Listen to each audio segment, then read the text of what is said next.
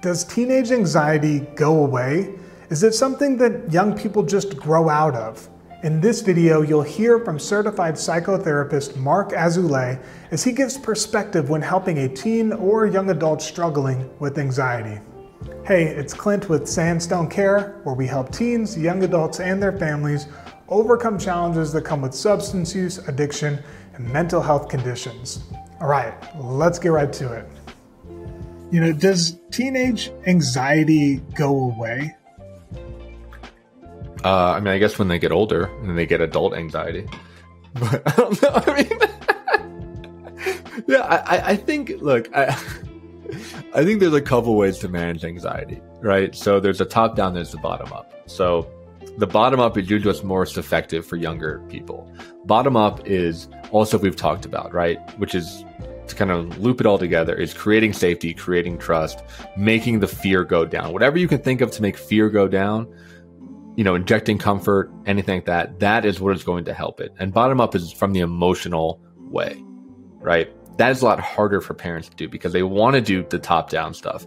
The top down stuff is effective for adults, right? Some of the work that I do with adults, when I work with, startup people or executives or whatever, but that's like organizing, right? Like actually cleaning your room, right? Or getting a calendar or doing to-do lists or figuring out how to prioritize or making a business plan, right? I think parents want to do that for their kid, but their kid's brain just can't do that, right?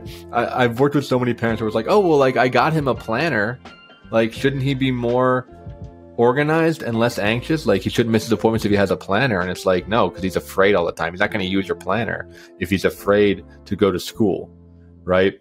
So all that to say is that I think if you can work with the bottom up stuff, it can get better. And I think it leads kind of treads the ground for that top down kind of executive functioning is what's called in the field. But, organization, planning, hygiene, stuff like that, that comes later. So I think anxiety can go down, but it's often things that people have to manage all the time. Because again, it's fear. Fear is going to come up. And if you're not feeling afraid of stuff, you're probably not pushing yourself enough, right? You're not on that edge of an experience. You need to be out of your comfort zone in order to grow, which usually means, feeling fear and working through it, right? Moving through it in a healthy way. So how do you walk that line? Because one of the things I heard you say is you need to help your child feel comfortable, right? You need to help them feel like things are okay. I understand you. But at the same time, you're saying, hey, fear is something that helps to drive us to make us better. So there might be a parent out there who's like, I don't want to be soft on my kid because the real world is hard, right? The real world is tricky. And if I'm not this way, then they're going to be soft, right? What would you tell? How do you make that balance? I think it's really boils down to open communication. All right, when I hear you say I'm going to make my kid soft, the word that I use is enabling, right? You don't want to enable your kid to, continue to fail or not to understand the consequences of their actions or to, kind of minimize or dismiss things. I think that's really common. It's like the hover parent kind of stereotype. And it's not effective because the kid doesn't learn about the real world. So there's a thing that's kind of a good rule of thumb that's used in the clinical world, which is just called natural consequences. Right. And the idea is to educate your kid of okay, this is what will happen in the world if you make this mistake.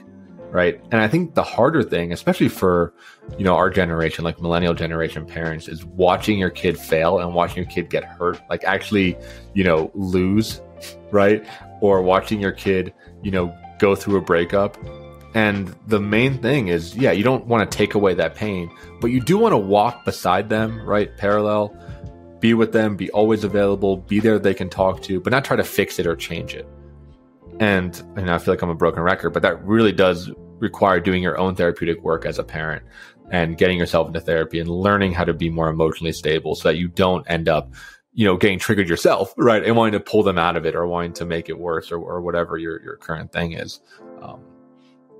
I think it's really critical. There's kind of this stories of male initiation.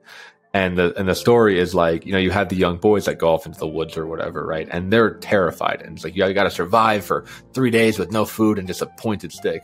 But around that are the older men, right? And they're making sure the predators don't come in. They're always there if something happens. The young boys don't know that they're there. And I think that's the key point, right? Is that the kid doesn't always need to know that you're hovering, but you're always there and you're always able to watch and you're always able to step in if something really actually bad happens, but you're letting them be in a just dangerous enough situation that they can learn how to figure it out for themselves. And I wish I had a way to tell you how to do that, but it's an art. It's like literally an art form. And I think every situation is different, and it just requires a lot of presence, communication, and attunement, and being able to really be available to the adapting situations. If you want to learn more about treatment options for you, your teen, or young adult, then tell us about your situation on a confidential call using the number linked up in the description box below, or live chat with us at sandstonecare.com. We'll connect you with the treatment that you need, and if we're not the right fit, we'll get you where you need to go. Be well, and remember that change is possible.